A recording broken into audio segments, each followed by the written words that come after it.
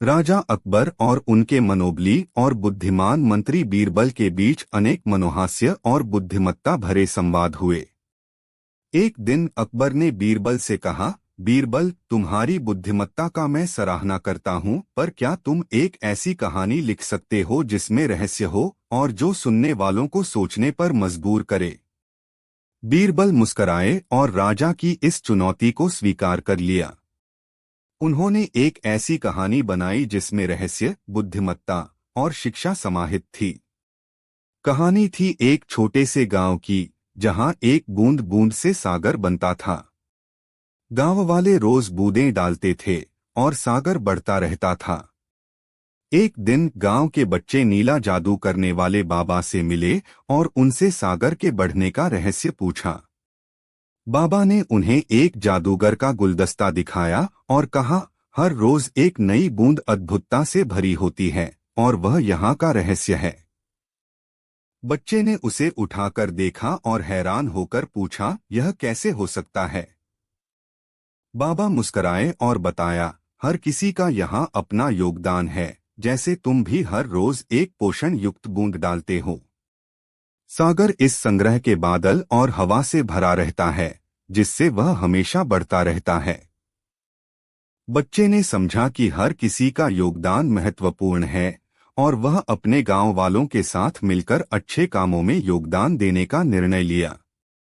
सागर का रहस्य उसके दिल में समाहित था, जिसने उसे एक बेहतर इंसान बनाया। राजा अकबर ने बीरबल को सुनते हुए हंसी में डालते हुए कहा, बीरबल, तुम्हारी कहानी ने सिद्ध किया कि हमें अपने कार्यों का महत्व समझना चाहिए और छोटी छोटी बूंदों से ही बड़ा सागर बनता है। बीरबल मुस्कराए और राजा के सामने सिर झुकाते हुए बोले, महाराज, छोटी बूंदें ही जीवन को सुंदर बनाती हैं और हमें यह सिखाती हैं कि हमें अपने कार्यों का महत्व समझना चाहिए। एक समय की बात है, अगर राजा अकबर और उनके मंत्री बीरबल के बीच में एक अनोखी कहानी हुई थी।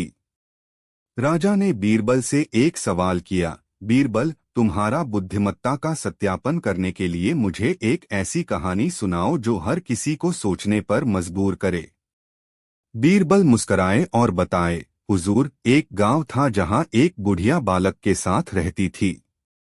उसका नाम राधा था और बालक का नाम मोहन। राधा बहुत प्यार से मोहन को पलती थी और वह दोनों बहुत खुश रहते थे। एक दिन गांव में अचानक एक विपदा आ गई और सभी लोग भागने लगे। राधा ने मोहन को अपने साथ लेकर बचने का रास्ता ढूंढा, लेकिन वे एक सुरंग में फंस गए। उन्हें सुरंग से बाहर निकलने का रास्ता नहीं था और वे दोनों बहुत बारिश में भीग कर रह गए। बीरबल ने जारी रखा, राधा ने मोहन को बचाने के लिए अपने सभी संबंधों को त्याग दिया और सुरंग से निकलने का रास्ता ढूंढने के लिए कई दिनों तक परिश्रम किया। राजा ने इंटरेस्ट से कहा, लेकिन फिर उन्होंने सुरंग से निकलने का रास्ता कैसे ढूंढा? बीरबल मुस्कराए और बताए, हुजूर, राधा ने अपने आत्मसमर्पण और संघर्ष के बाद एक नया रास्ता ढूंढा जो सीधा सुरंग से निकलता था।